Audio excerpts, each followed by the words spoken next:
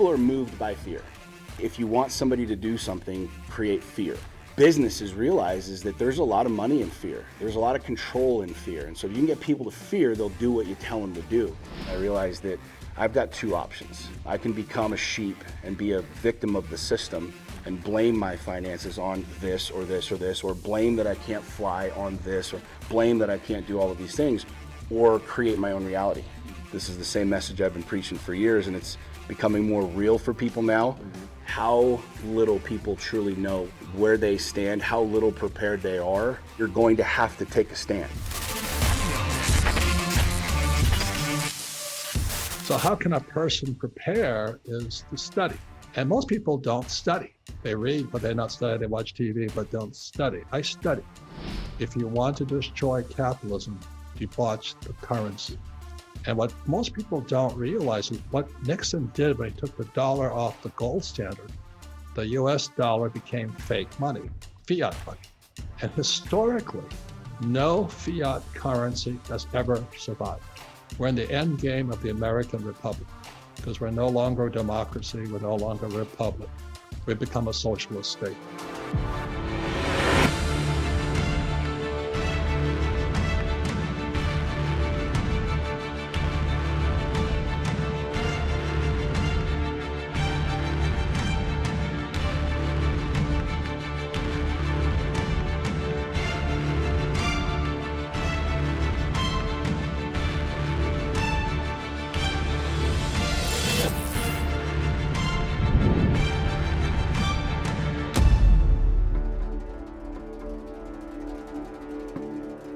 Hello and welcome to episode 1 of Endgame, the coming collapse and how to survive it.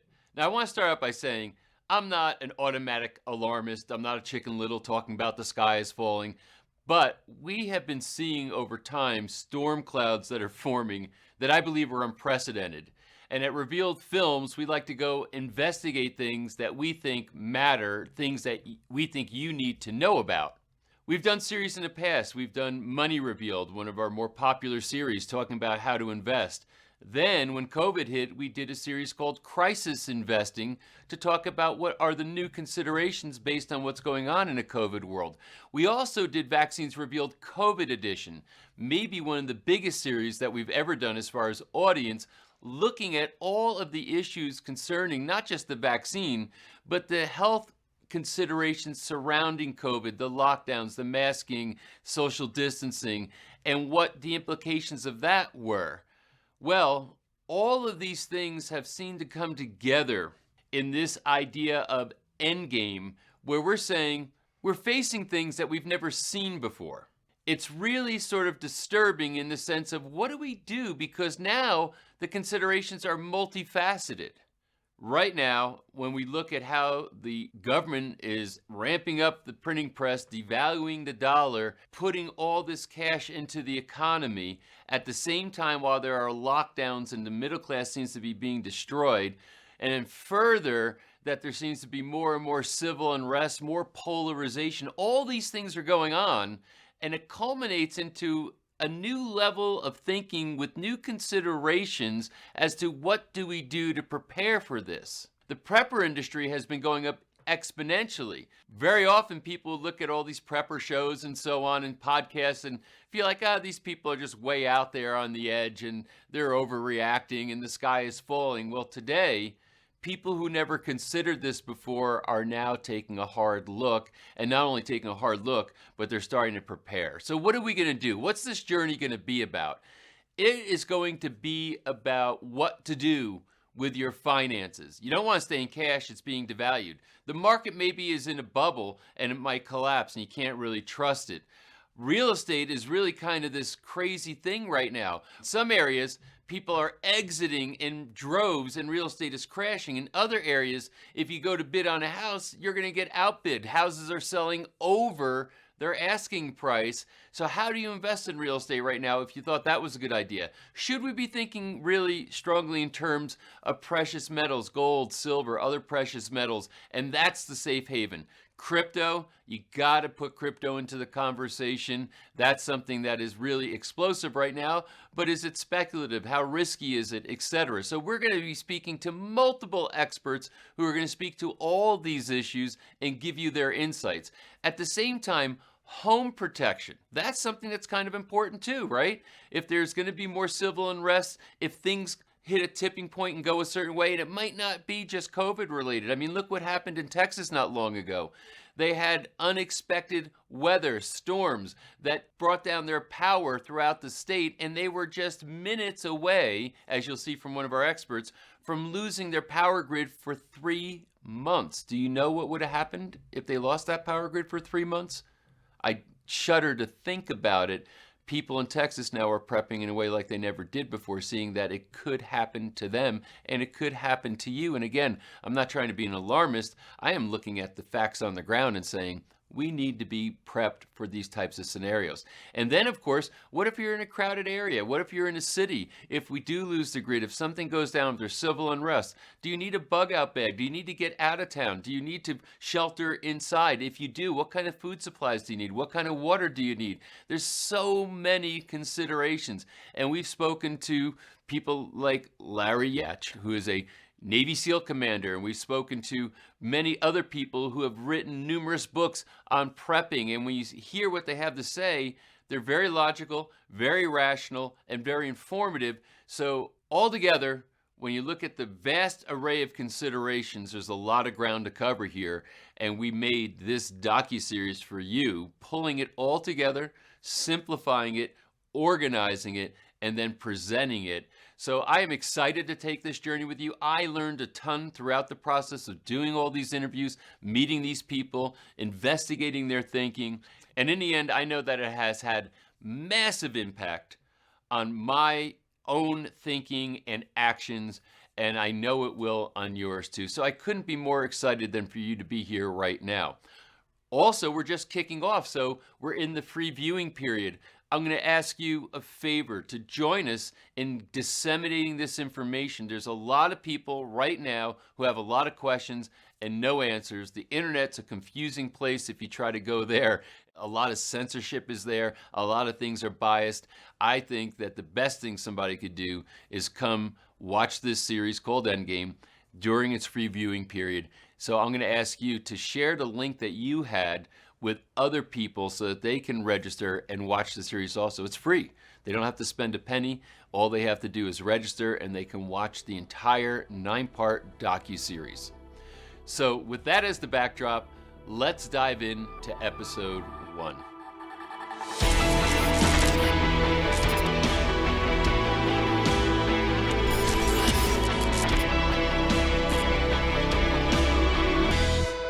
Have you ever seen a bumper sticker or a hat or other things that on it say, lions, not sheep? I'm seeing it everywhere. And the guy who founded that movement is this sort of bigger than life, very imposing character in a positive way named Whalen. And Sean came into the studio for his interview. And let me tell you, he's very headstrong. He's got some very specific points of view about what's going on and what we need to do about it. And I was totally energized by being in his presence, having this conversation, and I can't wait to share it with you because I think you'll be energized too. So enjoy this interview with Whalen. Sean, thanks for coming down and doing this interview. You betcha. Thanks for having me. So you're fascinating. My wife says so. My mom says so. What is your background before you started Lions Not Sheep and your other activities? Like, what kind of work were you doing? I grew up in a single parent home, typical story, parents split up kind of a deal, and always was a hustler and made a lot of money when I was young, and then found myself at 31 having a midlife crisis. I don't know what a midlife crisis looks like, but if it's leaving your business and your marriage and trying to figure out what the hell you're doing with your life, that's where I was for a couple of years, and founded Lions Not Sheep in the process of that, and slowly built it over the last couple of years into a little global coaching company apparel company, and so we've got about 1,000 clients all over the world. So between my 3 kids and playing football and everything else I'm doing with them, running that, it's keeping me really busy, but it's really fun. Lions Not Sheep. Yeah. How'd that title come into play?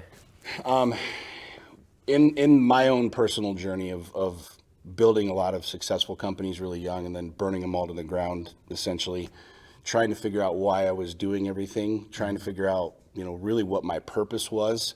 I played the game, introduced social media, now it's even more intensified, but I played the game of keeping up with the Joneses, of trying to be that guy, and it ran me ragged. And so as I went through this process of trying to figure out like what I really wanted to do with my life and who I really was, it came to me one day. It literally just the phrase "Lions Not Sheep" came to me, and it was one of those things that kind of bounces around your brain over and over and over, and you can't get rid of. And so I thought about, I'm just going to put it on a T-shirt. I was never in the apparel business. I did real estate for 20 years. I was a real estate investor, did really well in mortgages and real estate. And I called a buddy of mine, and we put it on a T-shirt. And one day, it was on social media. Somebody saw me wearing it and said, "Dude, where do I get that shirt?" And I said, I don't know. I just made it for me, kind of a thing. So I called my buddy back, and fast forward now, we have a huge apparel brand, and the whole mantra of Lions Not Sheep became who I was. It was like I lived 30 years of my life following other people, doing what I was told, trying to fit in that box.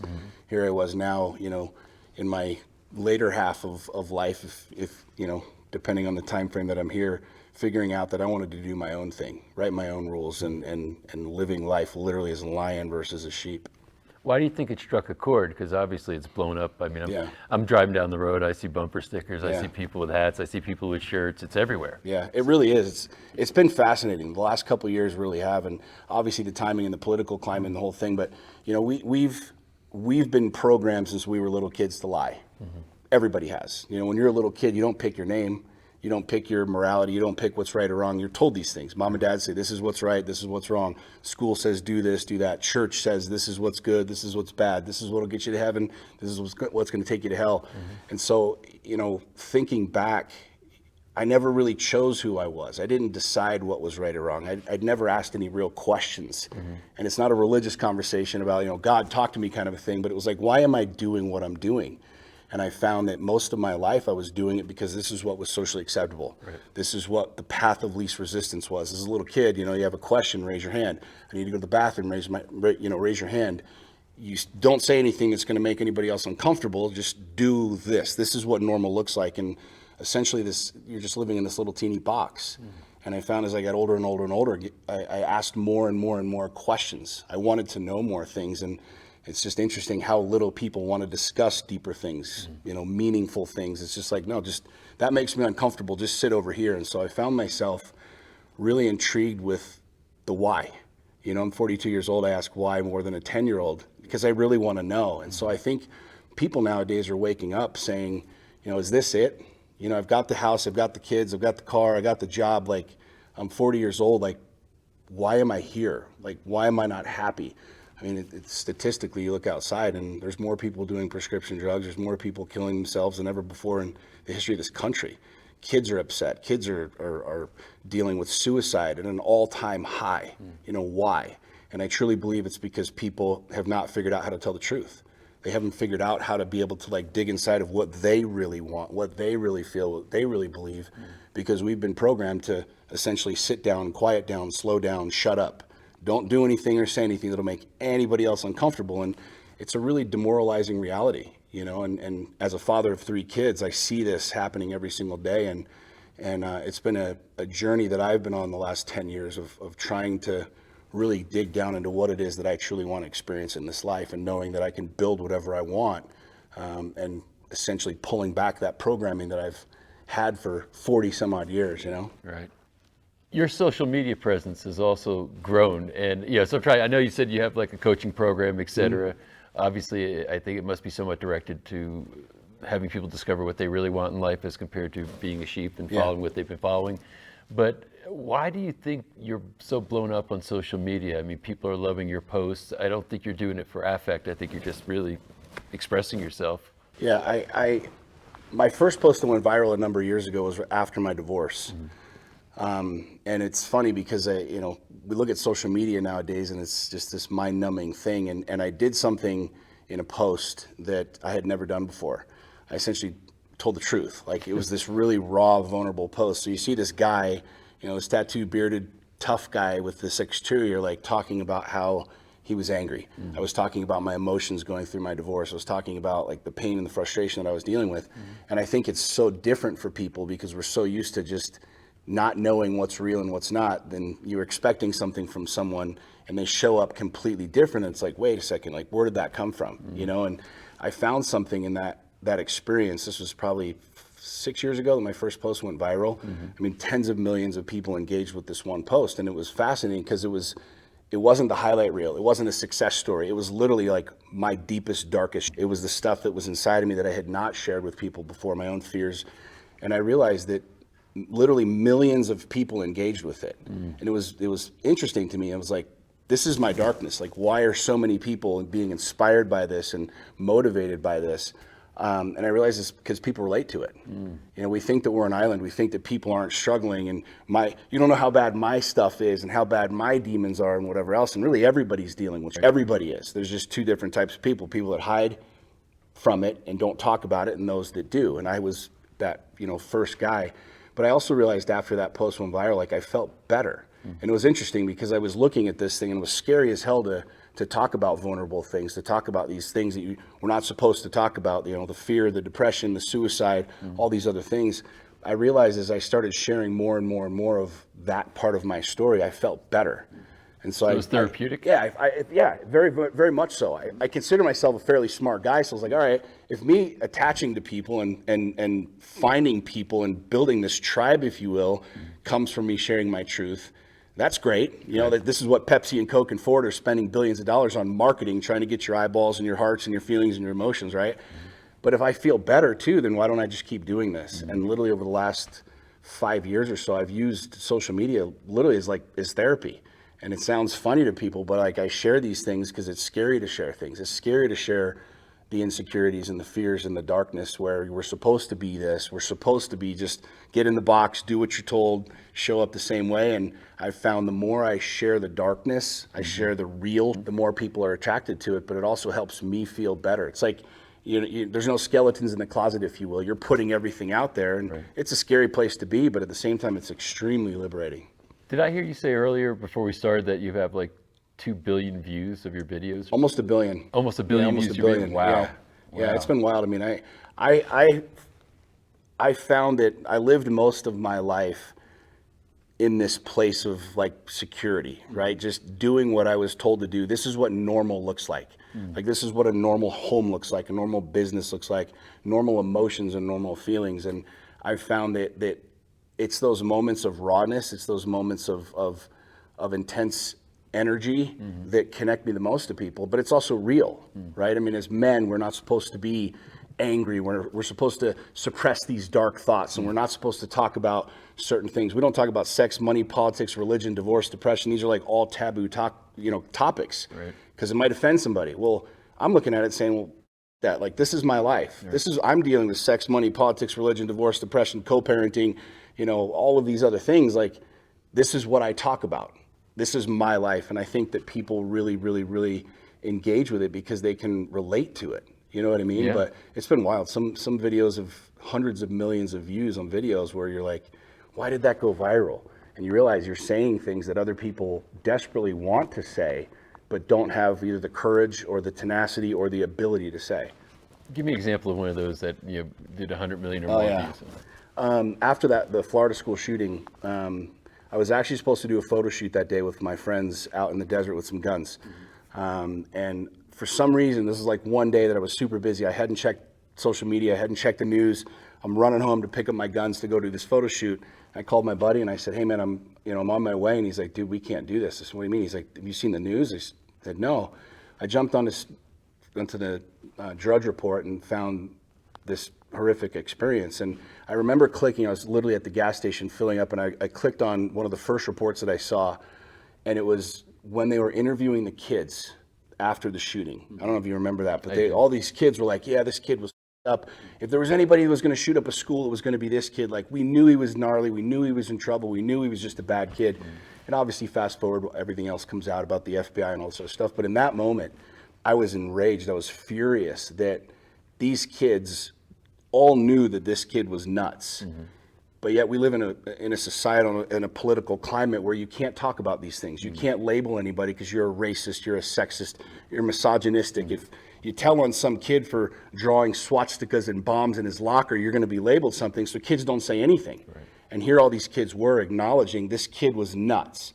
And I looked at it from the position of, I've got 3 kids in the public education system, and if my kid sees some kid or knows some kid who's talking about killing kids and doing all this other I want my kid to be able to have the courage to say something. And it enraged me. I just was absolutely enraged that we have a political climate where kids don't want to say anything because they don't want to be labeled. They don't want to have that shadow put over them. And it's real. I mean, as adults, we deal with the same thing. We don't say what we want to say. We don't say what we're feeling and thinking because you're a racist, you're misogynistic, you're this, you're this, you're this. And I remember driving like literally the 2 blocks from the gas station to my house, and I just held up my phone and I just did this 1.5-minute rant. And I was like, your feelings, like my kids' lives are worth more than your political correctness. And I just shipped it. I just put it online and it went viral. It had 160 something million views. Wow. And it was obviously torn apart. I had a whole bunch of liberals, left-leaning media outlets that picked it up that said I was that crazy dude driving the friggin' pickup truck that would be my kids that would end up shooting up some school or whatever. But it was real and it was really passionate for me. And I think people resonated with it because this is our climate. I mean, we're not that different. You've got your world, my world, everybody's got their own experience happening. And I think that the things that I say represent what a lot of people are thinking and feeling. And in that moment, I was super pissed, but it was real. Yes. And I think maybe that's what people bonded with, in the fact that you were willing to say it publicly. Yeah. But now we're living in this let's call it a post-COVID world. Censorship, right? Individual rights being completely trampled. A lot of editorializing on these social media platforms, what's allowed to be posted, what's allowed to be posted, printing trillions of dollars. All this stuff is going on. How has this impacted your thinking and your activities? I mean, I'm involved in it just as much as anybody else is, right? Something that I believe and that I teach and that I coach through Lions Not Sheep is getting your house in order. It's kind of like, it's not a new phrase. You've heard it for years and years and years, but it's something I've really started to embody over the last year and a half. Because at the end of the day, like, I realize that I'm using a platform through social media. I'm looking at media from all of the same lenses that you're looking at it from. I'm living in the same country with the same border crisis things and COVID things and vaccination things and the entire deal. And I realize that I've got 2 options. I can become a sheep and be a victim of the system and blame my finances on this or this or this, or blame that I can't fly on this, or blame that I can't do all of these things, or create my own reality. And so for me, it's almost just been an accentuation of what it is that I've been teaching for years and doing for years, and getting my own house in order. I don't want to call 911. I want to be able to be my own security. I want to know that I can go hunt and provide food for my family and not rely on a grocery store. I want to know that I can sit down and have conversations with my children about intense experiences versus letting a school system try and indoctrinate them. So for me, it's actually helped my business a great deal because this is the same message I've been preaching for years, and it's becoming more real for people now. I think that's one of the reasons the brand has continued to grow so well is people are realizing, like, I've got to put my flag in the ground. I've got to plant my flag in the ground. And where do I stand on some of these things? And you're going to have to take a stand. People, I think, are finally starting to realize, like, I have to take a stand or else everything gets trampled. Well, what's interesting is, as you said, now suddenly people are waking up more toward the themes that you've been promulgating for a while now. Do you think that there's a real threat in the horizon that, like never before, as far as what might happen and how we have to prep for it? Yeah, 100%. But is somebody going to come to my house and try and take my guns? No. I don't believe that anybody will, because who would go? You know what I mean? We hear about they're coming for our guns. They're doing this, they're doing that. I mean, think back to when Hillary was running against Trump, right? Hillary's going to win, and gun prices went through the freaking roof. Mag prices went through the roof. The whole thing this has been happening a lot over the last 20, 30, 40, 50 years, right? We just have a greater megaphone now making some of these things that we've known about for years. I mean, gun control. This is not the first time we've heard about gun control. This is not the first time that we've had AR bans and these bans and those bans over the last 50 years, right? We just now have a louder megaphone with social media, and things transfer very, very, very quickly, and they transfer in like micro pieces of content. So you don't really see the big story. And when you have a culture and a society that is not educating themselves, that's just literally being spoon-fed headlines, it's really easy to with people. It's really easy to manipulate people with fear. I mean, it's one of the greatest selling tactics ever, right? Is fear. So I think right now that we're dealing with people, trying to figure out what's real, what's not. Like, what do we do? And at the end of the day, are people going to come pick up my guns and your guns? No. Will this ban happen, that ban? Sure. I mean, I can't predict the future, but at the end of the day, I've got guns, I've got ammunition, I've got cash, I've been putting my house in order. And so I know that people that have been living in that world, regardless of what's happening in the political climate, I don't fear. I mean, I don't have a lot of fear around this. You know what I mean? It's one of the things that I think is extremely important for people to understand is like, the only way somebody's going to come take your guns, for example, is number one, if you give them to them, or number two, police, the government, military comes and literally kicks your door down. And we both know that's never going to happen because there's 200 million gun owners in America, and the first door that gets kicked in by you're going to have war. Yeah. So you talked about guns, cash, food. What else do you do for preparation? I think the most important thing you can prepare for is your mind, is really preparing your mind. One of my favorite quotes is, it's better to be a warrior in the garden than a gardener in the war. And so everything from fighting, I just did a post this morning about that, about how men literally should be bloodying their knuckles. You should be fighting, learning to fight, learning jujitsu, learning boxing, physically fighting, physically creating confrontation in your life so that you become comfortable with it. I mean, that is a way to prepare. If that ever came to your doorstep, came to the restaurant that you're sitting in the movie theater that you're attending, like, what are you going to do? If you've never trained, participated, practiced, and so, preparing is literally looking at what could happen and preparing for that. Texas, right? We live in Texas. The power went out and people were freezing. Did you not have any blankets? Did you not have sleeping bags? Did you not have potable water or a way to be able to like feed your family? No one did. And I think it was a really interesting experience. The storm that Texas just had exposed that people were not prepared with the simplest things like warmth, fire, water, food, the simple basic necessities. So, I mean, we could go down this rabbit hole, for quite a while, but having the basic necessities of life, most people don't have. It's fascinating. It's interesting you bring up the whole point about fighting. A friend of mine wrote a book called When Violence is Necessary. And, the whole idea is saying, hey, sometimes it's necessary as compared to being unprepared when something like this should come up. And it is interesting about Texas too, because I think that wasn't necessarily related to something that's going on that's malevolent in the world. It literally was just a natural circumstance that occurred, but how unprepared people were. And I heard that they were literally not too many minutes away from it going down like for a long period of time and it being a real problem. So when you now are thinking in these terms and you see what's going on here, vaccine. What are your thoughts on vaccine and mandatory vaccine? If you want to get a vaccine, get a vaccine. There's a lot of dumb people that do a lot of dumb things out there, but I'll never get it. My family will never get it. You'll never stick that in me, regardless of what you create a law around or a mandate around or whatever. So, that's the freedom part of this game. Is, if you want to wear a mask, wear a mask. You want to stay home, stay home. You want to go to the grocery store, go to the grocery store. You want to get a vaccine, get a vaccine. But I mean, it's fear mongering. It's people are moved by fear. Religion has been doing this for thousands of years, right? If you want somebody to do something, create fear. And that's really what I think the mainstream media, the government, congressmen, senators, businesses realize is that there's a lot of money in fear. There's a lot of control in fear. And so if you can get people to fear, they'll do what you tell them to do. And literally out of nowhere comes this terrible reality, which is not even keeping pace with the flu. It's literally like not even keeping pace with the flu, but yet people don't think that way. Give me the spoon-fed headline, we're all gonna die. Where do I gotta go? I gotta go do this, great, I'll do it. And you see ramifications of it now, and pulling, the vaccine that just got J&J, whatever the hell it was. You know what I mean? Like, just thinking about how little people truly know what they want, where they stand, how little prepared they are.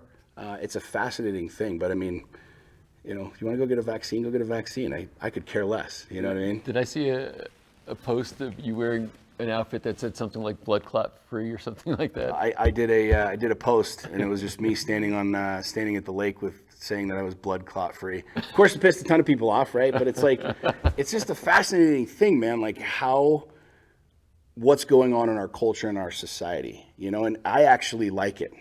A lot of people ask me, you're afraid, are you this? I like it because polarity is a great teacher. You can't really appreciate the light until you've been in the dark.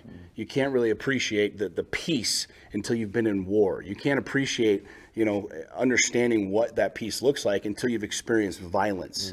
And so for me right now, it's a great lesson, not only for the country, but for people inside of the country to realize, like, this is a tipping point. Which side will you end up on? Will you follow the masses and run right off the cliff? Or will you finally say, you know what? I don't know about this. Plant your flag in the ground and stand, no pun intended, but as a lion, doing whatever you want when you want it. How are you reading it? Because I'm seeing that about half the people are saying they're not getting the vaccine. Right.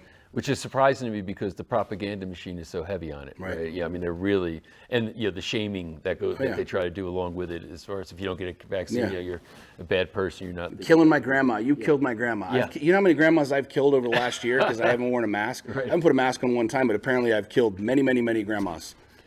So I understand you work out at the gym where our producer Jeff Hayes and my business partner works out, and he said, you walk in, never put a mask on once, and refuse to do it, and people just let you go do your thing. Well, some do, but I haven't put a mask on one time. I've not put a mask on my face one time. And I believe, as a business, you have the right. We grew up no shoes, no shirt, no service, right? I don't need the you don't handle my wars and whatever. If a grocery store doesn't want me to shop there, then I'll find a grocery store that will. If an airline doesn't want me to fly on their airplanes, then I'll buy my own airplane and fly on my own airplane. And that's not ridiculous. That's real. I mean, that's literally creating your own reality of freedom. I mean, at the end of the day, I choose what it is that I want to do with my life. I choose what I put on my body. I choose what I put on my face, and I'm not going to put a mask on it. And if that's a problem for you, that's totally fine. You have your ability to have your own reality, and I have the ability to have my own reality. And so long as we're okay with that and we respect that, which there's people that shame regardless, right? I could give two what your feelings are around a mask. I'm going to do what I'm going to do for me and my family. You're going to do what you're going to do, and at the end of the day, we'll see where that leaves both of us. Is it a concern, though, about the mandates, the government mandates around such things, where I agree. I mean, I'm a libertarian. You should be able to decide if you want to have a mask on or not, et cetera. But the mandates are such that they become tyrannical, that your freedom is not there to be able to make those kinds of decisions. So how do you deal with that? Is it, though? I mean, you're free to pick up a pen and stab me in the eye right now. You're free to literally do whatever you want, as am I. There's repercussions for some things, but at the end of the day, when we talk about these mandates and the government coming in, there's so many people that live in fear. I mean, if you get a letter from the IRS, what's the first thing that happens? You get panic. Why? That's the government. They work for me. They work for me and they work for you. Why am I afraid of them? Why am I afraid of a congressman or a senator or a Fauci or a this guy or that guy? I'm not. No one's going to come and stick a needle in me. Fauci's not coming to my doorstep to tell me what to wear. So who am I really afraid of? What is there to really be afraid of? A mandate? What does that mean? It means you just have to change your patterns of your life a little bit. I'm okay with that.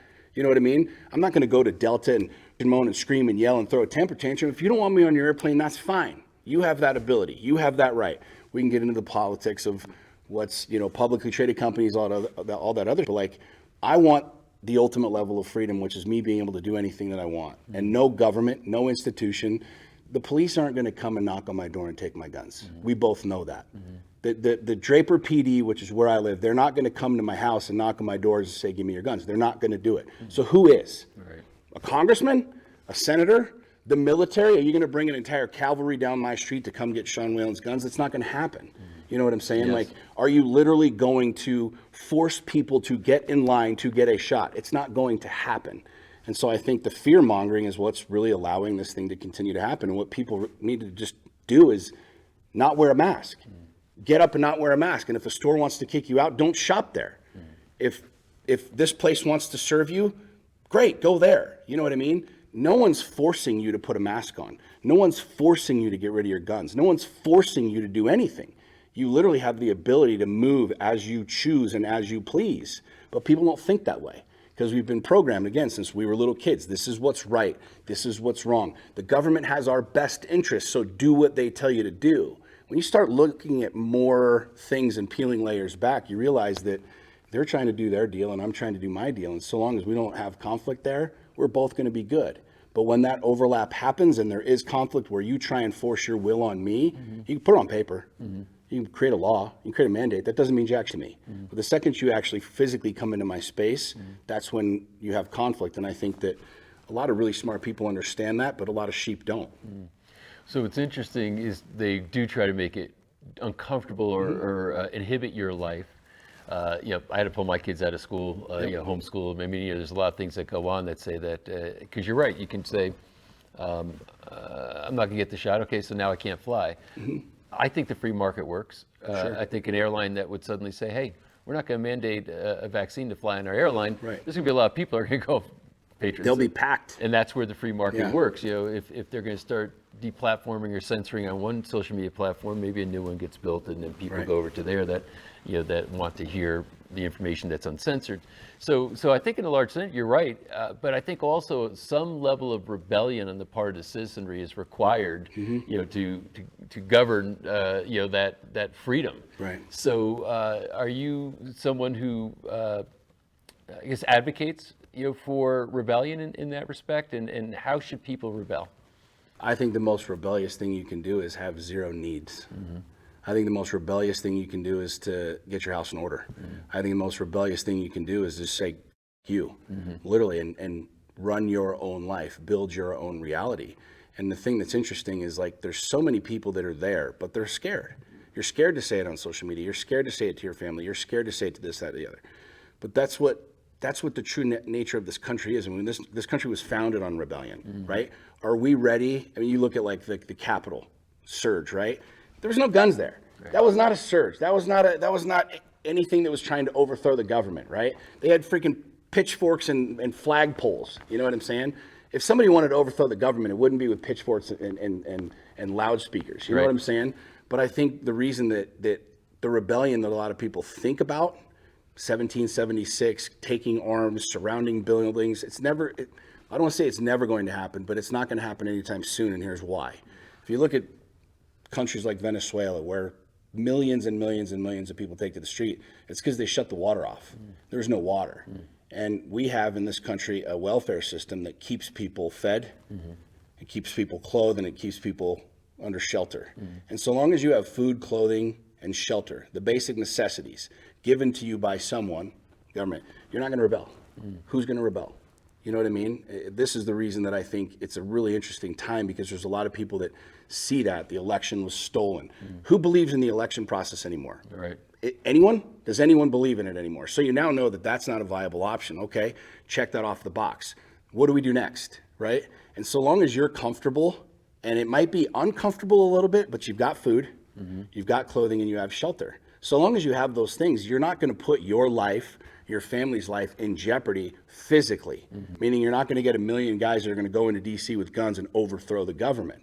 So until there comes that point of time where either doors are kicked in by the government, police, so on and so forth, or one of those three basic needs disappears, we're not going to have the typical rebellion that I think people are thinking about, 1776-ish. So for me right now, knowing that, what's the most gangster thing that I can do? What's the act of rebellion that I can do that puts me apart from everybody else? Have no need. I can provide safety for my family. I can provide food for my family. I can provide the emotional security for my family. I can provide for what my family needs to not only live, but to thrive. So long as I have that, I'm winning. And it sounds like the basis for the lions not sheep movement, right? And that's the whole point, is saying, as a lion, you don't have needs. As a sheep, you're living at the whim of others that have to take care of you. Yeah. I mean, you think about the true nature of a lion, right? And call it figurative, call it whatever, but a lion does whatever it wants. It lays under a tree and naps as long as it naps. When it's hungry, it goes and kills something and it eats. When it wants to, it goes over here Like a lion truly does whatever the hell it wants to do, and Right. no one tells it otherwise. Right. That mentality is really where I'm at. I'm like, I don't want anybody to be able to screw with my money, with my family, with my security, with my mobility, with my transportation. So as long as I have all of those things, we're totally cool. So what's interesting, and you brought up another element here in getting your house in order. What does that mean as far as money? I mean, look at what you're doing to the currency. So you have gold, crypto, cash. What do you do? All of the above. I mean, cash is always going to be around regardless of how many trillions of dollars just get, pumped into the deal. Cryptocurrency is a really, really, really new thing, but it's fascinating. I mean, I'm invested in different things there, and gold, silver, tangible assets. I mean, right now, ammunition, bullets are $1 a round, where I've been buying ammunition for the last 5, 6, 7 years at 20 cents a round. It's a commodity. It's valuable because right now you can't get it. You know what I'm saying? I can't get it. You can't get it really anywhere. So it's like if you got a ton of it, like I do, like you've got commodity. So I don't know what the future holds, but I know that like I'm not worried about that, right? And I think this is where a lot of people, when you're living in anxiety, you're thinking about the future. You're trying to predict something that you really can't control. When you're living in depression and you're stuck in that reality of yesterday. For me, it's like, what do I need to do right now? Like for today and tomorrow for my family, because that's really all I have control over. I can't worry about what Bitcoin does or this coin does or that coin does or what fiat currency, like how many more trillions of dollars you put in the marketplace. I can't control that. So for me right now, it's getting your house in order means you can control those needs right now: food, water, shelter, protection, security, emotional growth. Those are the things that I'm focused on the most. But I think it's such a fascinating time. I mean, technology is so new. Facebook hasn't even been around for 10 years. You think about how, in the grand scheme of things, how quickly we've evolved technologically through social media, so on and so forth. It's a brilliant thing. It's fascinating. What's next? I don't know, but right here, right now, like to me, getting my house in order means that I have everything that I need right here, right now. So long as cash works, I got plenty of it. Cash doesn't work, I've got some gold, I've got some coins, I've got some silver, I've got some bullets, I've got some cryptocurrency, right? All of those different things, I think it's really important for people to educate themselves. Like what's going on in the marketplace, versus just reading those headlines. Educate yourself, especially on things that you don't know about. Basically, the philosophy is take care of the downside, and then the rest you don't have to stress that much about as long as the basics are covered, it sounds like. Yeah, I mean, you and I could try and predict where we're going to go, what's going to happen, vaccines, this, flying. I have no idea. I have no damn clue, right? But what I can control is right now. I can control today. I can control the communication with my family. I can control the value that I add into the marketplace, which returns to me, the financial abundance that I want, right? Knowing that I have that capacity. What else is there? What else I can't control you. I can't control the president. I can't control the military. I can't control Bitcoin or cryptocurrency or anything along those lines. So it's like knowing that I have my needs met now is where I truly think people need to start focusing on, because we're so easily led by fear of tomorrow. And this is, you hear this in the gun community, right? Second Amendment, they're coming for your guns, they're coming for your guns. If you've been paying attention, that has been the racket for the last 20 years. That's another form of fear. People have been talking about that for 20 years. They're coming, and people continue to talk about that, yet I continue to buy guns. I continue to have my safes with my guns. So it's like, where am I focusing my time and my energy on the things that I can control right here, right now? You said you have 3 kids? 3 kids. What are their ages? 18, 14, and 11. So what kind of conversations you having with them? Real ones. Yeah. Honest ones. Yeah. I'm very much, I had an experience with my daughter years ago where, her mom and I were in the Mormon faith, and there's no drinking in the Mormon faith. And when I went through my divorce, I started kind of questioning things, and it wasn't really like, this is bad or this, that, or the other. It was just like, this is where I'm going in my life, right? And religion didn't play a part in that. I remember having a conversation with my daughter one day. I was drinking a beer, and she's like, Dad, what is this? She was 12 or 13 at the time. So this is just the dad drink, you know what I mean? And because I didn't want to have that conversation with her. And the next day, she was really upset. I could tell she was upset. And I said, what's up? And she's like, I know that you were drinking beer. She's like, I don't mind that you were drinking beer, Dad. She's like, but you lied to me about it. And I remember having that experience, and she's my oldest. And I told her, I said, I appreciate what you're saying. I'll never lie to you again. Whether it's to protect you, whether it's to somehow shelter you from something. And from that moment on, I realized, like, I am in charge of these kids' education. I can send them to school. I can bring in other people to help them. But where they go and what they're truly rooted in is up to me. And I chose from that moment on to just be completely transparent with my kids about everything. I mean, every single thing you could have a conversation around as an adult, I have with my kids. So when they talk to me about sex, or they talk to me about money, or they talk to me about business, or about religion, or about anything, we are all in on our conversations, which is something that's very principally based for me to ensure that I have, for a long, long, long time. I want to build trust with my kids.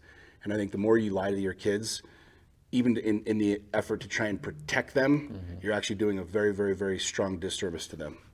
Do you have conversations around what's going on in the world today and how you're getting your house in order and have them understand what that means? Mm-hmm. Yeah, absolutely. I mean, they know what they see, right? I mean, when we grew up, we knew where all the kids were playing by riding down the street and seeing where everybody's bikes were, right? Nowadays, kids have access to social media, and I let my kids go a while without even having a cell phone, right? And my kids have cell phones now, and they have access to certain things, and so we're completely transparent on it, right? Like, I've got access to their social media and this, that, and the other, but I want them to be able to make their own decisions. And so one of the things that I'm very, very, very a strong believer in is showing them, not telling them. It's something that I realized years ago, growing up in a single parent home. I don't remember a lot of the things that my dad told me, but I remember what he showed me. And so what's really important for me is knowing that I can tell my kids, go live your dreams, but if I'm working some job that I can't stand, what am I really showing them? What are they seeing every single day? Right. If they see me living in fear, but then, me trying to tell them don't live in fear, there's a lot of conflict there. And so I've just chosen to make my kids as much of a part of my life as possible, from my business to my relationship, even dating, getting divorced and dating, talking to my daughter, who's my oldest, about dating and the feelings and the emotions around building a new relationship. And I've got a very, very, very strong relationship with my kids, which I really, really, really appreciate. And it's taken a lot of work and a lot of vulnerability to create that. Anybody that you're reading or following that's positively influencing your thinking? I love Jordan Peterson. I love Jordan Peterson. I know that he's getting a bad rap, and a lot of people, mainstream media doesn't like him, but I love the way Jordan Peterson thinks. I really do. I love the way that he, in fact, I shared something of his recently where, he talked about a good man is a violent man, but he's learned to harness that. Right. It's something that I believe fully, right? I want to be prepared for things. I want to understand violence, so I have to go create violence. But I love Jordan Peterson. I love what he talks about. I love what he stands for. I love how transparent he is too. You really got my attention when I said, what else do you do to get your house in order? Because everybody's got the list of, the physical or material things, but you said something that just, sometimes something just rings true immediately. Yeah. Like you're just on Jordan Peterson, good man's a violent man. It's like, wow, it seems, whoa, wait a minute. Yeah, now I'm starting to understand that. You said that mindset is like the thing, because obviously I guess that leads everything else, right? So can you talk more about that? Yeah, I mean, everything stems from that. Your financial creation, your emotional creation, your relationships, all stem from mindset. What I found a number of years ago when I went through my midlife crisis is that I never asked really any questions. I don't know why I believed what I believed about God. I didn't really understand what I thought I knew about money because I never really asked. It was just, this is what I'd been taught. This is what I'd been told. This is what morality is. This is what's right, what's wrong, what's good, what's bad. This is what I'm supposed to do. And I never really questioned any of it. And what's fascinating is you have debates with people nowadays, especially in the political climates. Take the lowest hanging fruit to talk about it. When you ask somebody a question and they don't know, what's their response? You then, right? You want to have a debate around racism or the border or this, that, or the other. It's like you ask somebody a question and they become enraged when they don't know. And I think it's a very, very, very telling sign of somebody who has not educated themselves and they truly don't know. I mean, we fear what we don't understand, right? And so something that I'm a huge advocate of is really understanding what you don't understand, looking for those outlets, like asking questions, right? As somebody who grew up in a religious household, you're taught this is what we believe and everything else, is weird or kooky or this, that, or the other. And what I have found in my own, spiritual exploration is there's a lot of people that don't subscribe to the same dogma that I do that are fascinating people that can teach me things. If you grew up in a poor household and didn't have that financial mindset, you literally have access through a phone to connecting to millionaires and billionaires and literally rewriting your story, rewriting your mindset. And it's a terrifying thing because it causes you to question. You have to question things. And to me, that's a good thing. To me, that's how I've grown and how I've expanded is not just taking everything at face value, but asking why. Why do I believe these things? And I think so few people do this because it is scary. You might find things that you don't know. It might send you down a rabbit hole that you've never been down before, and it causes you to question, why did I grow up this way? Was mom and dad, lying to me? Something that I love to ask my clients, I'm like, is it possible? And I'm not saying it is or is it. Is it possible that every single thing that you've been taught up to this point is a lie? Right. Is it just possible? I'm not saying it is or it isn't. When you start thinking that way, you start really understanding who you are because you have to figure it out. You have to create your own reality. You have to create your own foundation. And there is so much technology that can help with this. And this is really the beauty of social media and of technology. You have access to Warren Buffett right now. You can literally go follow Warren Buffett. You can find 50 millionaires and go follow them on social media and watch what they say, watch what they do, watch how they talk, right? You can open your world up to religious experiences. There's just using social media and using technology, right?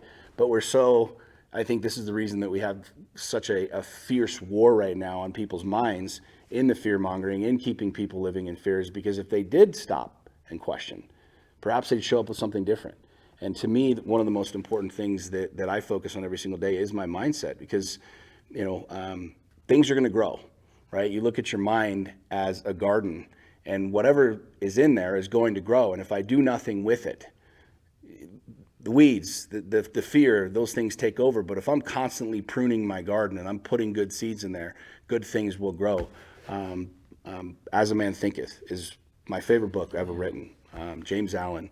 And he talks about that. He's like, your mind will produce something. And if you leave it dormant, if you leave it, you leave a garden in the yard, it's going to grow weeds. Not a matter of if, it's a matter of when. So he's like, constantly be pruning, constantly be planting new seeds. And I think that right now there is an extreme need for people to step away from what they think they know, step away from the loudness and the chatter of everything coming down the pipe of do this, believe this, be here, this is what's right, this is what's wrong, do this, get vaccinated, cryptocurrency, all of that other stuff. Step back and just ask questions. Why? Why do I believe what I believe? Why do I do what I do? Something that I ask my clients, which is really fascinating. It's probably one of the most difficult questions for a human being to answer. And I've been fascinated at the experience of asking literally thousands of people this question, was what do you want? And you ask a human being, what do you want? And typically people just give you these rudimentary answers. I want freedom. I said, you're free to pick up a pen and stab me in the eye if you wanted to. I want, financial abundance. Well, what does that really mean? I want to be happy. What does that really mean? And when you start going down that rabbit hole, it might not be what you think it is. You might find something completely different. And to me, that's what our world, our culture really needs, is more people asking why, more people doing their own research, more people studying and truly planting their own flag in the ground of this is what I believe, this is why I believe it, here's where I'm going, and here's how I'm going to get there. Well, it's the whole idea of independent thought, right, or independent thinkers, and it seems like people who want to control the people would rather inject fear and control them through that fear rather than let people be independent in their thoughts. But it sounds like that's where liberty comes. You be independent in your thinking, and then you can be independent in your life. The true level of freedom is being able to have your own mind. Yeah. You know what I mean? Nobody controls you but you. And so the more real estate you sell in your brain to other people, the more you allow people to live in here, whether it's Fox, ABC, CNN, Facebook, Instagram, Mark Zuckerberg, any of these people, like they're occupying space inside of your head. And that's a dangerous thing. I want to be in complete control of my thought process, of my mental, my emotional state. And so the biggest thing that I can work on every single day is my mind. Do you feel an internal conflict? Because I think what you're saying is really true about social media. I mean, I'm literally right now, I think probably this close to saying I'm getting off of all of it, especially what I'm seeing. But you use social media so effectively, and that's the flip side, saying, well, how do I then communicate to the masses to show them the light, if you will, as compared to, but then at the same time retreat from it. So do you wrestle with that at all? No, social media is a tool. Okay. I can use a hammer to build a house or kill someone. I can use soda to, drink and get fat, or add some freaking whiskey into it and have a cocktail, right? Social media is a tool. It will do and be whatever you want it to be. If you want it to consume you, it will. If you want it to enrage you and cause you anger and emotional conflict, it will. If you want to use it as a megaphone to put a message out there, you can do that too. So for me right now, I did wrestle with it for a while, and I would constantly be feeding myself, but literally, like, who shows up on my feed is up to me. I get to pick that. Right. So if you're seeing a bunch of ads every single day, you're choosing to bring those assholes into your space. Right. If you're seeing positivity and education, you're also choosing that. So look at social media as a tool, a literal tool to accomplish whatever you want. You want personal enrichment? Awesome. There's an infinite amount of videos from Joe Rogan to anybody you want to think about, Tony Robbins, that will educate you, inspire you, motivate you. But if you're finding social media is pissing you off and causing you to create more anger and debate and all this other stuff, that's your choice. You're bringing that into your world. So for me, I think it's incredibly inspired. I wouldn't be where I am today without Facebook. And it was something that I latched onto, that I saw God gave me this megaphone for a reason. And I've been sharing my messages over and over and over, and I've connected literally with hundreds of millions of people around the world. And so you think about, what seeds have I planted, and what seeds have been planted in my brain through this technology. We curse it a lot and say free speech, but at the end of the day, like, most of us have found some really cool experiences through social media. And you have to be grateful for that. You know what I mean? You can look at Mark Zuckerberg's politics or this, that, or the other, but I'm eternally grateful that Zuckerberg was the guy who brought this deal forward. Where it goes from here, who the hell knows? But I'm super grateful, that I've had the opportunity to have social media in my life. That's great. Well, Sean, this has been more than fascinating. I feel like there's probably about 20 other subjects we could dive into 100%. And go deep, but I really appreciate not only you coming here and sitting down and having this conversation, but further what you're putting out into the world and how it's impacting people's lives. Thank you. Appreciate that. To me, a big part of being alive is about being passionate about life, passionate about your values, passionate about your family and your future. And that's what Sean brought to the table. I had a whole lot more passion after that interview. It's just contagious. I really am glad that you were here to see it, because it can have and will have profound impact on your life. So thanks for being here for that interview.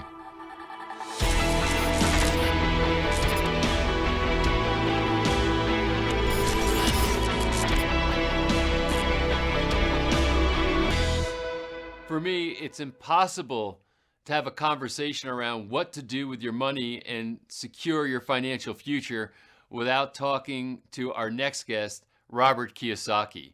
So my partner, Jeff Hayes, interviews Robert for this series specifically around the idea of what do you do now given all of the threats on the horizon to our financial viability into the future. And of course, in his own inimitable way, Robert Kiyosaki answers the questions, and you're going to learn a ton.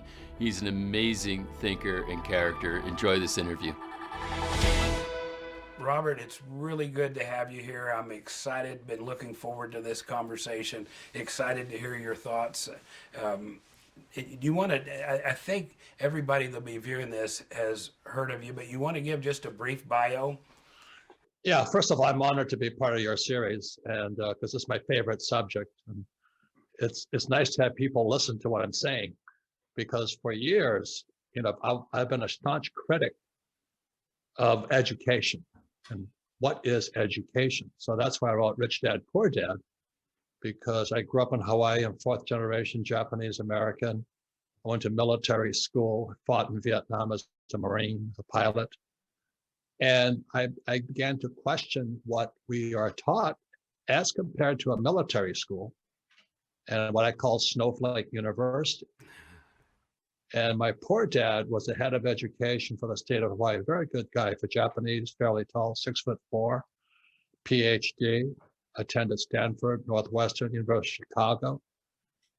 And then unfortunately, and my rich dad was my best friend's father, who I started studying with at the age of 9. So that's the story of Rich Dad, Poor Dad, which is the importance of education. So my poor dad and my rich dad, growing up in a little town called Hilo, Hawaii, they didn't like each other. One was a socialist and one was a capitalist. And they don't see eye to eye. And you see it going on today hardcore, because this guy Biden and Kamala, I'm not political, but, I believe in freedom of choice. So you want to be a communist, be a communist. You want to be a socialist, be a socialist. I'm a capitalist. And a capitalist, which is rich dad, poor dad. My rich dad was a capitalist. My poor dad was a hardcore Marxist, but he didn't know it. And the reason my poor dad didn't know he was a Marxist is because we don't study Marxism in school. But they teach Marxism. They don't know it. And it's just ignorance. And it's not bad people or good people. So going to military school in New York, I had nominations in Naval Academy, Air Force Academy. I didn't want to go to West Point, but I wanted to go to Kings Point because Kings Point were the highest paid graduates in the world. So Kings Point is a federal school. It's a U.S. Merchant Marine Academy, and we're the highest paid graduates in the world. So in 1965, being a little capitalist, I said, if I'm going to go to school, why not go to where they're paying the most? So I went to Kings Point, and it's a military school. And the education is different. So the first word we're taught in military school is mission. What is your mission? The next words are duty, honor, courage, discipline, integrity. That's what we're taught. And then I attended, I went from my MBA program after I was out of the Marine Corps. And they teach in critical race theory, gender identity. I'm going, ¿qué pasa? Trigger zones. I'm a Marine. I am a psycho Marine. Don't, what the hell are we teaching?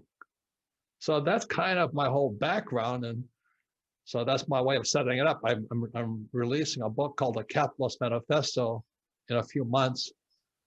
And it goes back to that military word parabellum. Parabellum means, and we're taught this in military school, if you want peace, prepare for war.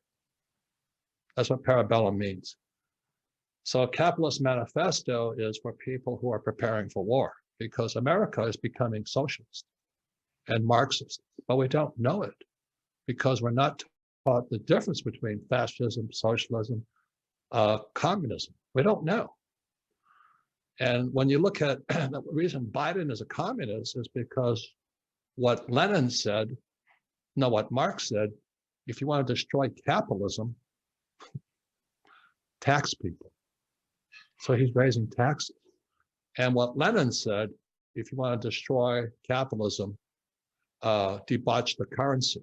And that's what we did in 1971 when Nixon took the dollar off the gold standard. So that's kind of my study. I'm a politically incorrect former U.S. Marine who is parabellum. I'm always prepared for war. And so today I'm richer and richer and richer because I prepared for this time. Well, I did not know the definition of parabellum, Yeah. but many of us are waking up and looking around and going, wait a minute, something happened while I was dozing. A takeover has happened that was both slow and rapid. And now, the definition, by definition, being prepared has to come in advance. And so some of us, are not prepared, and we're certainly not prepared for war. So because you've been saying pretty much the same thing for 25 years, what advice do you have for those of us that are slow to the party and preparation in all its phase? From what do we do to protect our money? That what are the moves that you're suggesting to people? So how can a person prepare is to study. Rich dad, poor dad is capitalist education versus communist education. That's all it is. And most people don't study. They read, but they're not studying. They watch TV, but don't study. I study. As a pilot, my education I was at Camp Pendleton getting ready to go to Vietnam. Man, I had to study 10 times harder because when you're going into battle, you've got to be smarter. So that was what I learned with the discipline of the military. And most people study, they go to school, they have a college degree. But as I've always asked, what did school teach you about money? Flatline, Well, that meant capitalists are evil. The love of money is the root of all evil. That's what they've learned. And it's in their heads. So the first thing you got to understand is that when I went to Vietnam in January 1972, my second tour. And that's when Nixon took the dollar off the gold standard on August 15th, 1971. When that happened, I understood what Lenin said. If you want to destroy capitalism, debauch the currency. So here was my college education, academy education coming to life. And what most people don't realize is what Nixon did when he took the dollar off the gold standard. The US dollar became fake money, fiat money. And historically, no fiat currency has ever survived. So, your title is the Endgame. We're in the Endgame. We're in the Endgame of the American Republic because we're no longer a democracy. We're no longer a republic, We've become a socialist state. And I'm not blaming Biden or Kamala, they're just puppets. Well, against this backdrop, especially, and let's stay with currency, what does somebody do who wants to protect themselves knowing that the currency they have is losing value at a rapid rate? Well, as I said in Rich Dad, Poor Dad, number one is savers or losers. I got trash for that one. Oh, God. Because saving is like a religion, to most of these communists. They don't know the difference. And these academic elites, you got to save money. Other thing, too, is I use debt as money. And there's a lot of these good Christians. They say, well, debt is evil. You live debt free. And fact is, most people should, because debt is like a loaded gun. It can make you rich, it can also kill you. So just like being a pilot in Vietnam, if you're going to use debt, you better study it. And the other thing I said, your house is not an asset, and that goes to financial literacy. A house can be an asset or a liability, depending on how it's used. So it's study. And as I said earlier, no fiat currency has ever survived. So when I was flying in Vietnam and I saw Nixon took the dollar off the gold standard, I went looking for gold. So I bought my first gold behind enemy lines in Vietnam. And the reason it was behind enemy lines was because the NVA, North Vietnamese Army, and the Viet Cong had overrun the position. And the gold mine was behind enemy lines. So I covered this in my book coming up, Capitalist Manifesto. That's how much I want my freedom. I'm willing to go behind enemy lines and buy gold. And so I finally went to Hong Kong. I bought my Krugerrand there for $50, But I started buying silver back in 1964 when I was 17 years old. So I had a whole stash of silver coins, dimes, quarters, and half dollars. And I would go, when I was 17, I'd go to the bank, I'd caddy, I'd make some money. And I get my money and I go to my bank, my friend's bank, my neighbor's bank. I'd get rolls of dimes, quarters, and half dollars. And I'd pull out all the coins that had that copper tinge around it. The copper tinge was debasing the currency. And the Romans did it, their empire went down when they debased the currency. They put base metals into it, like this one, in this case, copper. So when I saw that was Gresham's law. And Gresham's law states that when bad money enters circulation, good money goes into hiding. So I was just following Gresham's law as a 17-year-old kid. And I saved this whole bag full of real dimes, quarters, and half dollars. So then so that was 64, 65, I go off to school in New York. And I come home and I said, what happened to my bag of my money? And my mom spent it. So, Jeff, that's one of the biggest lessons of all, is that poor people don't know the difference between real money and fake money. That's why they're poor. And that's how guys like Lenin and Stalin and Marx and Hitler could get away with what they did, and Mao. So I come back from Vietnam and going, holy mackerel. I'm being raised by poor people. They're my parents. They're very good people, highly educated, hardworking. They save money. They get out of debt and they invest in the stock market. And so I said, I better do something different because of Gresham's law. When fake money or bad money enters the system, good money goes into hiding. So today, I literally have hundreds of millions in real gold and real silver, and I also save Bitcoin and Ethereum. Now, are Bitcoin and Ethereum going to make it? I don't know. But gold and silver are part of the periodic element tables. I think what silver is 47, gold 74, something like that, I didn't do well in chemistry either. But anyway, so I just say what's real. It follows Gresham's law. Bad money drives good money out of into hiding. So I'm in hiding with my money. So what are you doing in real estate right now with the laws that are passing, where you can't evict people? Is it turmoil in that market? Well, it's a relationship. What's going on right now is a relationship between the equity market, stocks, and the bond market. So when I came back from Vietnam, the bond rate was about 16%.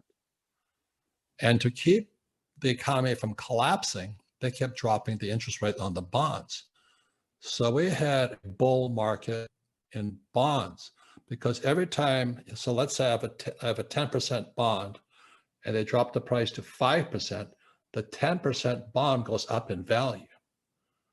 But also the 5% bond spreads cash into the system. And that drove the stock market up. So it's the relationship. This is financial education. It's not that hard. So when you drop interest rates on the US treasuries or bonds, it drives the stock market price up. Right. So instead of the economy collapsing, the CEOs, those criminals of most of our corporations, what they started to do was take money out of their treasuries. So let's say, why is IBM in such trouble or General Electric in such trouble? They borrowed money from their own treasury to buy their stock. Because interest rates were so low, they bought the stock, and it drove the price of GE shares up. And what happened, the CEOs and all the executives then golden parachuted out, because when they exit with stock options, they don't pay ordinary income tax. They pay capital gains tax. So they would juice or jack up the price of their public company and then parachute out, but it would leave the company deeply in debt. And they got richer, the shareholders got ripped off, but the CEOs got richer. That's criminal, in my opinion. Now, nobody's going to send them to jail because it was legal. So it's actually immoral what they did, or unethical. So today, you look at the S&P 500, 100 or 20% of the S&P 500 is technically a zombie. They can never pay off the debt that the CEOs borrowed out of the balance sheet of their corporations. And then they parachuted out. So the problem is, Jeff, is that it started at, let's say, 16% interest. They got down to almost 0%. In Europe, it got down to 0%. Why? Because they wanted you to borrow money. Okay, so what happened is when the interest rates on the bonds went down, stocks went up, so did real estate. So today in America, real estate is this huge bubble unless you live in California or New York. The blue states are hemorrhaging, which is good. People are leaving the states because they keep, they defund the police, which is stupid. They allow chops, whatever that is, these little insurrection groups to appear like they did in Portland. And what's happening now is people are migrating out of California into Arizona, Nevada, Texas, and Florida. So the people aren't stupid. Our politicians think they are. But that's why there's this migration. Now that's driving up bubbles in Texas and in Florida in real estate. So we have these bubbles, and then the Federal Reserve Bank, this guy Powell, who's a criminal, gets up there and says, oh, there's no inflation. Well, have you seen what's happened to asset prices? Have you seen what's happened Your bond prices went up because interest rates kept coming down. So it's counterintuitive. You think if the bond price if the interest rate goes down, the bond price should go down. No, it goes up. This is the risk. If they actually start raising bond prices, let's say the U.S. Treasury, the U.S. bond goes to 5%. It's about 1.5 today. Goes to 5%. The whole frickin' market comes crashing down. Stock market, real estate market. So that's why when you call this thing the end game, you must be psychic because it goes back to history. Never in the history of the world has a fiat currency ever survived. The Romans tried it, the Chinese tried it, the Germans tried it. Every country that's tried it has gone bust. So America is in the end game because of the US dollar. I remember the first night we met, I didn't know how big you were on education, and you have been preaching education, and so maybe the full title of the book should be Gold, Silver, Bitcoin, Bullets, and Education. That at the bare minimum, the least we can do is let people know that this is the end game, and we really do need to be preparing for it. Yeah, in Capitalist Manifesto, it's not doom and gloom. It's really about, my teacher was Dr. R. Buckminster Fuller, who created the geodesic dome and all that. And it's about, and he was a hardcore socialist, I mean, not that he was a socialist, but he really did not like how capitalism was so greedy. That was his opinion. But Fuller was considered a futurist. And the way he predicted the future was via a process called generalized principles. So in my book, Capitalist Manifesto, it's the first time I disclose what the generalized principles teach. So the reason I'm a rich man is I follow the generalized principles, which are not taught in school. And generalized principles are simply God's principles. I'm not religious, not preaching. But God wants people to be rich. That's why there's free sunlight. There's, AOC, Alexandria Ocasio-Cortez, is a hardcore communist. And when I heard her Green New Deal, I thought, thank you, Jesus, because capitalists are going to make fortunes on the Green New Deal. That's true. But the socialists and communists and the educators will still go broke because they don't have financial education. So I'm not in the stock market. That's the reason I never bought Apple, never bought Amazon. I just don't trust the stock market. I've taken 3 companies public. I don't like the process. I'm a private investor. So we're starting a company to produce what's called carbon credits. So it's basically Bitcoin for the environment. And I'm going to sell it to AOC's favorite customers, the airlines and the steamship companies.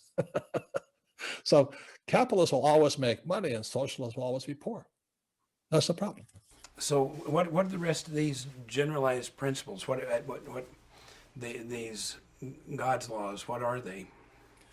Well, the one I think that is most relevant, especially today, as a generalized principle is unity is plural at minimum 2. In other words, when somebody says, I'm number 1, that's impossible. You can't have 1 without something else. So when somebody says they're right, they're saying somebody is wrong, when really both sides are right. So I call it the 3 sides of a coin. There's heads, tails, and the edge, and intelligence is on the edge. So I stand on the edge of the coin and look both ways, So right now, the big battles between Bitcoin and gold. Well, I don't know why they're arguing. I just buy both. Absolutely brilliant. I don't really care, but they want to argue about it. Now, this is what's stupid about the whole thing is every time I tell people I'm buying Bitcoin, they say, oh, Ripple is better, or this is better, or this is better. I'm going, well, then buy it, stupid. Don't pump me up, because then it's a Ponzi scheme. A Ponzi scheme is they got to get somebody more stupid than them into the system. So my concern is Bitcoin might be a Ponzi scheme. That's okay with me because all markets crash anyway. If Bitcoin starts to crash, I'm going to be out of there so fast. Do I give it? No. But if markets crash, that's bad. So yeah, for you, but for me, I get rich when they crash. That's the other side of the coin. You can't have a boom without a bust. So all booms will bust and all busts will boom. That is a generalized principle. And so intelligence is being able to stand on the edge of a coin and seeing good, bad, right, wrong. We have 2 eyes, 2 ears, 1 mouth, two legs. Everything's in twos. So you can't have good without bad. And all of these guys are arguing right, wrong, good, bad. I think they're all idiots. I just listen to both sides and do what I want to do. That's it. That's one of the generalized principles. I love it. Even as I wrote in my notes the other day about my business, is like I figured a way that where we could win when we lost. And it really is doing something, and it was something else that we could be doing with our projects, that if the ones didn't work that well, I had another place to go with them. And I'm like, well, okay, that's the principle. So I can't wait to read this book. I always enjoy listening to you. I learn from you every time I see you in other interviews. I can't thank you enough for being here. Oh, no, thank you. Thank you for your work. And, thanks for the courage, because one of the words we were taught at military school was courage. The word courage is spiritual. It comes from the heart. The base root of courage is le coeur, French. It comes from the heart. We need courage today, so we don't get panicked by our fears and our doubts. I love it. Thank you for your courage and always for sharing your thinking. Thank you. Well, thank you. As the Marines say, semper fi, always faithful. Thank you. Well, that concludes Jeff's interview with Robert Kiyosaki. Again, you just want to hear from him when you're thinking about uncertainty when it comes to finances. And as always, what a great wealth of information, no pun intended, that he provides.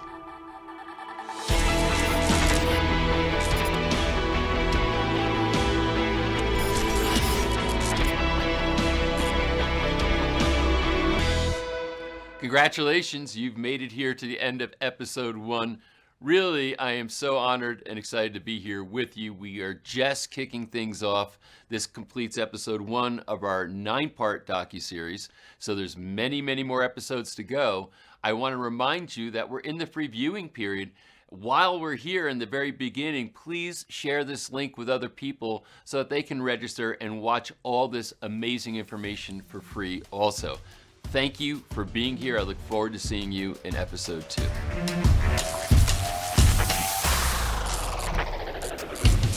Science that is pointing to the fact that we've already, through our genetic engineering of crops to tolerate more and more toxic stews of chemicals, we have already set in motion the epigenetic patterns in humans that will lead to our extinction. And so the accumulation of damage in a human body typically takes weeks, months, years, and decades to begin to the process of inflammation, and then ultimately decades later emerging as chronic diseases of cancer or diabetes or cardiovascular disease or the like. And so we have these decades of decrement. And if we do the right thing for just a season, we can see years, if not decades, of disease process and dysfunction reverse itself. I think the most important thing someone could understand is what's physiologically going to happen when you get into a high stress situation. If you understand that, then you can start putting things in place to mitigate those effects. And we as human beings, anytime we feel that we're not in control of a situation, we have an adrenal response. We don't know the difference between someone pointing a gun at our face and someone yelling at us. If you haven't done the homework ahead of time and you think you're going to react well in a situation that you haven't done any training for or haven't experienced before, it's just not going to happen. Right. And that's where we see people absolutely freeze.